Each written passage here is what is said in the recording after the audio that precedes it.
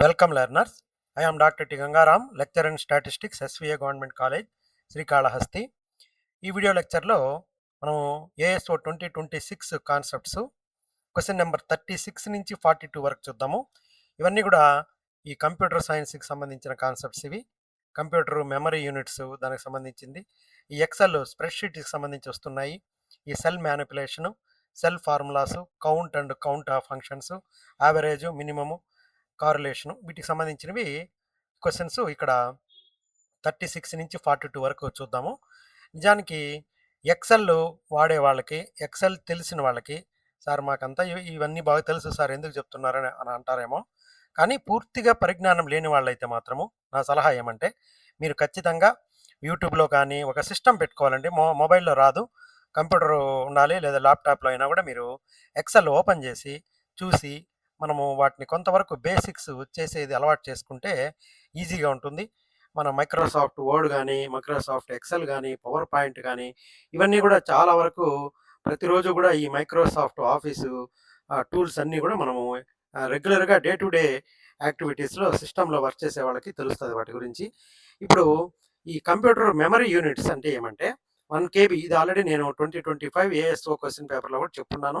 1 KB అంటే 2 power 10 bytes. ఇది అంటే 1024 బైట్స్ అనమాట.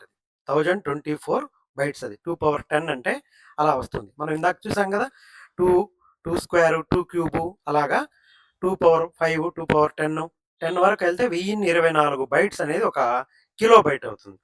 అలాగే ఒక మెగాబైట్ అంటే అవి 1024 కిలోబైట్లు ఒక మెగాబైట్ అవుతుంది. 1024 మెగాబైట్లు ఒక గిగాబైట్ అవుతుంది, ఒక జీబీ అవుతుంది. అలాగే 1024 జీబీ అనేది ఒక టెరాబైట్ అవుతుంది అనమాట. అది ఫార్ములా. ఇప్పుడు మనం అన్నిటినీ బైట్స్లోనే చూడాలనుకుంటే 1 KB is equal to 2 power 10 bytes. అలాగే 1 MB is equal to 2 power 20 bytes. అదేవిధంగా 1 GB is equal to 2 power 30 bytes అనమాట. బిట్ వేరే, బైట్స్ వేరే. 8 బిట్స్ అయితే ఒక బైట్ అవుతుంది. అది కూడా మనం చూసాం అనమాట. 1 terabyte is equal to 2 power 40 bytes అనమాట. కాబట్టి ఈచ్ లెవెల్ 1024 టైమ్స్ ప్రీవియస్ దానికన్నా పెరుగుతుంది. అది గుర్తుపెట్టుకోండి. అందుకే మనకు 512 ర్యామ్ అంటారు అనమాట. 512కి డబుల్ అయితే 1024 అవుతుంది అనమాట. 128 ర్యాము, 256, అలాగా 2 మల్టిపుల్స్గానే ఉంటాయి అన్నమాట. ఇది ఇప్పుడు కేబీ నుంచి మనము 1024 మల్టిప్లై చేస్తే ఎంబీ వస్తుంది, ఇంటూ 1024 చేస్తే జీబీ వస్తుంది. ఇలాగా ఈ హైరార్కీ ఆఫ్ మెమరీ యూనిట్స్ అనేది ఉంటుంది. దీని మీద డైరెక్ట్ క్వశ్చన్ అడిగాడు వాళ్ళు. ఇక్కడ 36వ ప్రశ్న, ఈ కింది వాటిలో ఎంపిక ఏది సరైనది అని అడిగారు అనమాట. Which of the following options is correct అని అడిగారు. ఇక్కడ మిగతా చూడండి, ఇక్కడ 1 kilobyte is equal to 2 power 10 bytes, 1 megabyte is equal to 2 power 20 bytes, ఒక 40 ఇది గిగాబైట్ ఈజ్ ఈక్వల్ టు ఇక్కడ బైట్స్ అని ఇచ్చారు. కానీ కరెక్ట్ ఉండేది ఏది చూడండి, ఇక్కడ మనం ఇక్కడ చూడండి 2 power 30 అనేది ఒక జీబీ అనమాట. ఇక్కడ పొరపాటున ఇచ్చేసారనమాట. ఇది టెరాబైట్ ఇది ఇచ్చేసారు ఇక్కడ. కాబట్టి మనకు అవగాహన ఉంటే తప్ప ఇది అవ్వదు. అవగాహన ఉండాలి. ఇది ఆర్డర్. ఫస్ట్ కిలోబైటు, తర్వాత మెగాబైటు, తర్వాత గిగాబైటు, తర్వాత టెరాబైట్. ఇక్కడ టెరాబైట్ ఇచ్చేసారు పొరపాటున, కన్ఫ్యూజ్ చేసేదానికి. పూర్తి అవగాహన ఉంటే తప్ప మీరు గుర్తుపెట్టుకోలేరు. కాబట్టి దీన్ని జాగ్రత్తగా గుర్తుపెట్టుకోండి. కేబీ, ఎంబీ, జీబీ, తర్వాత వచ్చేది టీబీ అనమాట. కాబట్టి ఇందులో ఈ ఆప్షన్ కరెక్ట్. ఈ ఆప్షన్ కరెక్ట్ అనమాట. 1 కిలోబైట్ ఈజ్ ఈక్వల్ టు అదేనమాట, అది కరెక్ట్గా ఉంటుంది. కాబట్టి మనము బరువును గ్రాములు, కిలోగ్రాముల్లో కొలిచినట్టుగా కంప్యూటర్ మెమరీని బైట్స్లో కొలుస్తారు. కంప్యూటర్ ప్రపంచంలో ప్రతి పై స్థాయి ప్రమాణం లెవెలు దానికి ఉన్న ప్రమాణం కంటే 1024 రెట్లు 2 power 10 టైమ్స్ ఎక్కువ ఉంటుంది. ఇక్కడ క్లియర్గా ఉంది చూడండి, ఇక్కడ క్లియర్గా ఇచ్చాను కదా. ఇది ఇచ్చిన ఆర్డరు. వరుస క్రమం గుర్తుపెట్టుకోవడానికి కేబీ, ఎంబీ, జీబీ, టీబీ ఇలా గుర్తుపెట్టుకోండి. ఘాతము 10 చొప్పున పెరుగుతా వెళ్తుంది అనమాట బైట్స్లో. అది గుర్తుపెట్టుకోండి. అది ఈజీగా ఉంటుంది, ఇబ్బంది ఏం లేదు. నెక్స్ట్ క్వశ్చన్, స్ప్రెడ్షీట్ స్ట్రక్చర్ అనమాట. ఒక స్ప్రెడ్షీట్ ఈజ్ ఏ గ్రిడ్ అనమాట. రోస్ అంటే ఏంటివి? అడ్డు వరుసలు నంబర్లలో ఉంటాయి, 1, 2 అలాగా ఉంటాయి. కాలమ్స్ అనేటివి లెటర్స్లో ఉంటాయి అనమాట. సెల్ అనేది ఇంటర్సెక్షన్ ఆఫ్ ఒక రో కాలంకి సంబంధించింది సెల్. ఇక్కడ సెల్ B3, కాలం బి రో మూడో రో అలాగనమాట. ఇది చూడండి కాలమ్స్ నిలువు వరుసలు ఏ, బి, సి ఇలాగ జెడ్ వరకు ఉంటాయి.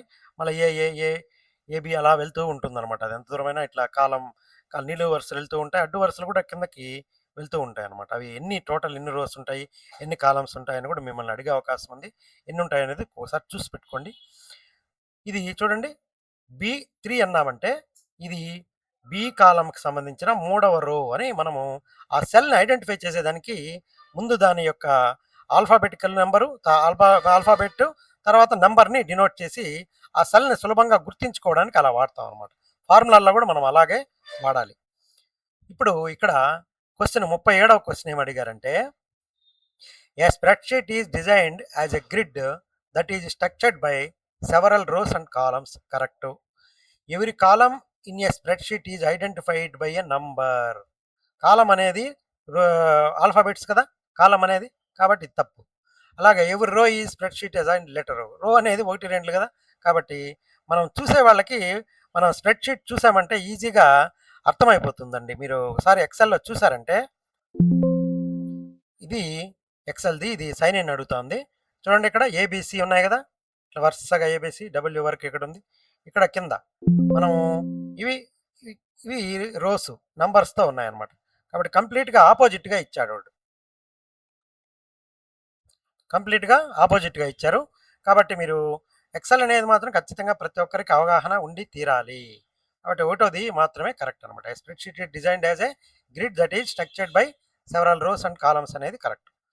ఇక్కడ మనకు తెలుగులో ఉంది వివరణ. ఒకటోది మాత్రమే అడ్డు వరుసలు మరియు నిలువు వరుసల ద్వారా రూపొందించబడిన గ్రిడ్గా వర్ణించబడింది. ఎక్సెల్ షీట్ ఓపెన్ చేయగానే మనకు ఒక పెద్ద గ్రాఫ్ పేపర్ లాంటి గ్రిడ్ కనిపిస్తుంది. ఇక్కడ నియమం ఏమంటే నిలువు వరుసని కాలమ్స్ అంటారు, ఎల్లప్పుడూ అక్షరాలతో సూచిస్తారు. కాబట్టి ప్రకటన 2లో సంఖ్యలు అన్నారు కాబట్టి అది తప్పు. అడ్డు వరుసలని రోస్ అంటారు, అవి ఎప్పుడు సంఖ్యలతో నంబర్స్తో సూచిస్తారు. కాబట్టి కేవలం ప్రకటన 1 మాత్రమే సరైనది. ఇప్పుడు 38వ క్వశ్చన్ ఏమిచ్చారు? Manipulation of a cell in a spreadsheet means which of the following. అంటే దాన్ని మార్చడం, modifying or editing cell contents దాన్ని అనేది. ఇది ఫస్ట్దే కరెక్ట్, ఒకటే correct. Modify or editing cell contents. Page layout clipboard అనేది వేరే అనమాట. ఇక్కడ అది వేరే. పేజ్ లేఅవుట్ అనేది ఎక్సెల్లో మనకు దానికి సంబంధించి ఎలా ఉంటుందనేది తీసుకుంటాం, కానీ క్లిప్ బోర్డ్ ఇవంతా కాదు. మన సెల్ని మాడిఫై చేసేదానికి వాడేది ఇదే అనమాట. ఫస్ట్ ఇది మాత్రమే కరెక్ట్. ఇక్కడ సెల్ కంటెంట్ మార్చడం లేదా సవరించడం. ఇక్కడ ఏమంటే మ్యానిపులేషన్ అంటే ఉన్నదానిని మార్చడం లేదా సవరించడము, ఎడిట్ చేయడం అని అర్థం. ఒక సెల్లో మనం టైప్ చేసిన నెంబర్ కానీ పేరును కానీ మార్చడానికి సెల్ మ్యానిపులేషన్ అంటారు. పేజ్ లేఅవుట్ అనేది ప్రింటింగ్ సెట్టింగ్కి సంబంధించింది. క్లిప్ బోర్డ్ అనేది కాపీ పేస్ట్ కోసం వాడే తాత్కాలిక మెమరీ. మనం ఏదైనా కాపీ చేసామంటే మీ క్లిప్ బోర్డ్లోకి వచ్చింది అని చెప్పేసి వస్తుంది కదా, అదనమాట అది. కాబట్టి సెల్లోనే సమాచారాన్ని మార్చడం కిందకే ఇది వస్తుంది. ఇక్కడ ఎక్సెల్ ఫార్ములా అండ్ సెల్ అడ్రస్కి సంబంధించి చూద్దాము. ఇది కొంచెము మనం ఏది కానీ ఫార్ములా ఈక్వల్తోనే స్టార్ట్ చేయాలి. Every formula begins with equal to. మన ఆపరేటర్స్ అడిషన్ కానీ సబ్ట్రాక్షన్ కానీ మల్టిప్లికేషన్కి ఇట్లా స్టార్ వాడతాం, డివిజన్కి ఇది వాడతాం అనమాట. Contains functions. ఇక్కడ ఇవి ఉంటాయి. కాలం లెటరు ప్లస్ రో లెటరు సెల్ అడ్రస్గా మనం తీసుకుంటాం అనమాట. ముందు A1 అంటే 1వ కాలంలో ఉండే 1వ అడ్డు వరుస అని అర్థం అనమాట. ఇది బి అనేది బి కాలం అంటే 2వ కాలంలో ఉండే 5వ అడ్డు వరుస. F10 అంటే ఎఫ్ కాలం. ఎఫ్ అంటే మన ఏబిసిడిలో ఎక్కడ వస్తుందో చూసుకొని ఆ ఎఫ్కి సంబంధించిన 10వ అడ్డు వరుస. కాబట్టి ఈజీగా మనము ఇలాగా గుర్తుపెడతాం అనమాట. సెల్ అడ్రస్ని ఇలాగా చూస్తాం మనము. కాబట్టి A1 ప్లస్ B1 అన్నామనుకోండి, ఆ A1లో ఉండే విలువ B1లో ఉండే విలువ 2 యాడ్ చేస్తుంది. O4 అంటే ఈ 15, O అనేది 15 కదా ఏబిసిడిలో, కాబట్టి 15వ కాలంకి సంబంధించి 4వ అడ్డు వరుస అని అర్థం అనమాట.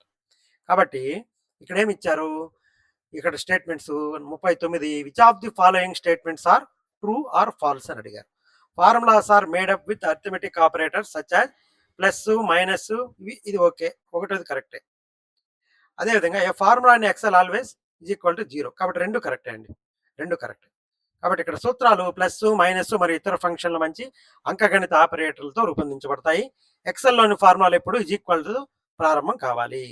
కాబట్టి ఎక్సెల్కి అది లెక్కని తెలియాలంటే అది ఈక్వల్ టుతోనే మొదలు పెట్టాలన్నమాట. మనము ఏ equal to A1 plus B1 అంటే అది కూడుతుంది. A1ని B1ని కూడుతుందనమాట. అలాగా 2 నియమాలు సరైనవి. ఇప్పుడు 40వ క్వెషన్ చూద్దాము. Find the cell address of the following cells అన్నాడు. 4th రో 15th కాలం. ఇందాక చూసాం కదా ఎగ్జాంపుల్ 15th కాలం అంటే O 4th ఇది కరెక్ట్. 10th రో ఏబిసిడీల్లో F10 వస్తుంది కదా. 10th రో 6th కాలం ఏబిసిడీల్లో 15వ కాలం అంటే O అనమాట. 4వ రో అంటే 4 రెండోసారి వస్తుంది. ముందు కాలంని డినోట్ చేయాలి. కాబట్టి జాగ్రత్త చూడంగానే కనిపెట్టేయచ్చు ఇది ఈజీగా. కాబట్టి ముందుగా మీరు కావాలంటే పక్కన ఏబిసిడీలు వేసుకునేయండి. వాటికి వాటి కింద నెంబర్లు వేసుకోండి. అది మామూలుగా మనం చేస్తూ ఉంటాము ఈ రీజనింగ్ వాటిల్లో. కాబట్టి 15th కాలం అంటే O, 4వ రో అంటే O4, అదేవిధంగా 6వ కాలం అంటే F, 10వ రో అంటే ఇవి కరెక్ట్గా ఉన్నాయన్నమాట. కాబట్టి మొదటిది కరెక్ట్. ఇక్కడ ఏమంటే 4వ అడ్డు వరుస 15వ నిలువు వరుస, 10వ అడ్డు వరుస 4వ నిలువు వరుస, O4 మరియు F10 సరైన సమాధానము. ఎక్సెల్లో ఒక గడి యొక్క అడ్రస్ రావడానికి ఒక పద్ధతి ఉంది. మొట్టమొదట నిలువు వరుస అక్షరము, తర్వాత అడ్డు వరుస సంఖ్య రాయాలి. ఏబిసిడీలో 15 అక్షరము ఓ. కాబట్టి క్లియర్గా ఇక్కడ తెలుగులో ఇచ్చున్నారు, చూసుకోండి. నెక్స్ట్ ఇంపార్టెంట్ ఎక్సెల్ ఫంక్షన్స్ ఏమంటే కౌంట్ అంటే అది ఆ న్యూమరికల్ సెల్స్ ఎన్ని ఉన్నాయో కౌంట్ చేస్తుంది. కౌంటా అంటే నాన్ ఎంటీ సెల్స్, ఖాళీగా లేని సెల్స్ని అది కౌంట్ చేస్తుంది. యావరేజ్ అంటే అది అన్నిటిని కూడేసి ఎన్నిటిని కూడినామో డివైడ్ చేస్తుంది అర్థమెటిక్ మీన్. మనము సెలెక్ట్ చేసుకున్న వాటిల్లో ఏదైతే మినిమం వాల్యూ ఉందో దాన్ని సెలెక్ట్ చేసేదానికి MIN అనే ఫంక్షన్ వాడతాం. ఈ CORREL అంటే కార్లేషన్ కోఎఫిషియంట్ని ఐడెంటిఫై చేస్తుంది. కాబట్టి ఇది formulas, Excel important Excel functions ఇవి. వీటికి సంబంధించి క్వశ్చన్ అడిగాడు. కింది వాటిల్లో ఏది తప్పు అని అడిగాడు. తప్పు ఏం తప్పు? మనకు కౌంటా ఫంక్షన్ అనేది counts the number of cells that are empty in a range. ఇది తప్పు. ఇక్కడ count function count the number of cells, ఇది కరెక్ట్ గానే ఉంది. Numerical measures. కౌంటా ఎందుకు తప్పు? ఇక్కడ కౌంటా ఫంక్షన్ అనేది number of cells that are empty in a range, function పరిధిలో ఖాళీగా ఉన్న సెల్ల సంఖ్యను లెక్కిస్తుంది అనేది తప్పు అనమాట. ఎందుకు? విద్యార్థి ఎట్లా కన్ఫ్యూజ్ అవుతాడంటే కౌంట్ అంటే కేవలం సంఖ్యలో ఉన్నదాన్ని మాత్రమే కౌంట్ చేస్తుంది. కౌంటా అనేది ఖాళీగా లేని వాటిని, ఏదో ఒక సమాచారం అంకెలు కానీ ఉన్న అన్ని గళ్ళను లెక్కేస్తుంది. ఖాళీగా లేకుండా నాన్ ఎంటీగా ఉండేటివన్నిటిని అది కౌంటా అనేది లెక్కేస్తుంది. ఇక్కడ ప్రశ్నలో కౌంటా అనేది ఖాళీగా ఉన్న వాటిని లెక్కిస్తుందని ఇచ్చారు. ఖాళీ గడులను లెక్కించడానికి కౌంట్ బ్లాంక్ అనేది వాడతాం అనమాట, కౌంటా కాదు. కాబట్టి చూడండి జాగ్రత్త, నేను కూడా కన్ఫ్యూజ్ అయ్యాను. కౌంటా అనేది నాన్ ఎంటీ సెల్స్ని అన్నిటినీ, అక్షరాలున్న అంకెలున్న అన్ని గళ్ళని లెక్కేస్తుంది కౌంటా అనేది. కౌంట్ అనేది సంఖ్యలో ఉన్నదాన్ని మాత్రమే లెక్కిస్తుంది, ఆల్ఫాబెటికల్ ఉండేదాన్ని లెక్కించదు. అది అక్షరాలు మాత్రం లెక్కిస్తుంది కౌంటు. ఇది సంఖ్యలు మాత్రం లెక్కిస్తుంది కౌంటు. అక్షరాలు అంకెలు అన్నిటినీ కౌంట్ చేస్తుంది కౌంటా. ఖాళీగా ఉండేదాన్ని చేసేదానికి కౌంటా బ్లాంక్ అనేది వాడతాం అన్నమాట. 42వ క్వశ్చన్ ఇక్కడ నీట్గా ఇచ్చారు. మనం ఆ ఫార్ములాస్ చూసాం కదా, అందుకు సంబంధించింది ఇది. Which of the following statements are true or false with regard to Excel functions? ఏమి ఇచ్చారు?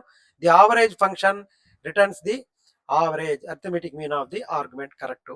The correl function returns the correlation coefficient of the array 1 and 2 cells range. మనం 2 సెల్స్ రేంజ్ సెలెక్ట్ చేసుకుంటే వాటి మధ్య రిలేషన్షిప్ ఎలా ఉందో కనుక్కునేస్తుంది. Minimum function returns the smallest number of the cells. 3 కరెక్టే. కాబట్టి ఇచ్చినవన్నీ కూడా ఇవన్నీ స్టాటిస్టిక్స్లో వాడే సాధారణ సూత్రాలు. ఎక్సెల్లో ఎలా పనిచేస్తాయో ఇవి మనం ఆవరేజ్ అంటే సగటు, అంకమధ్యం లాంటిది, అంకెల్ని కూడి వాటి ఎన్ని కూడినామో దాంతో భాగిస్తుంది. కార్రిలేషన్ కోఎఫిషియంట్ అంటే సహసంబంధ గుణకం కనుక్కోవడానికి వాడుతుంది. వేరు వేరు డేటా గ్రూపుల మధ్య ఉన్న సంబంధాన్ని చెప్తుంది. మినిమం అంటే ఇచ్చిన గ్రూప్లో అన్నిటికన్నా చిన్న సంఖ్యను వెతికి అది మనకు ఐడెంటిఫై చేసి చూపిస్తుంది. అన్నీ కూడా కరెక్టే అనమాట. కాబట్టి ఈ రకంగా మనము సులభంగా ఉన్నాయి, మీరు ఖచ్చితంగా అయితే నేర్చుకోవాల్సిందే. లేకపోతే ఎక్సెల్ మీద అవగాహన లేకపోతే మీకు ఇబ్బంది. తర్వాత కూడా మీరు ఒకవేళ సెలెక్ట్ అయితే కూడా ఈ కంప్యూటర్ ప్రొఫిషియన్సీ టెస్ట్ రాయాలి. ఇప్పుడు ప్రతి ఒక్కరి దగ్గర అది కంప్యూటర్ ప్రొఫిషియన్సీ టెస్ట్ పాస్ చేపిస్తున్నారు. కాబట్టి I wish you all the best. Thank you.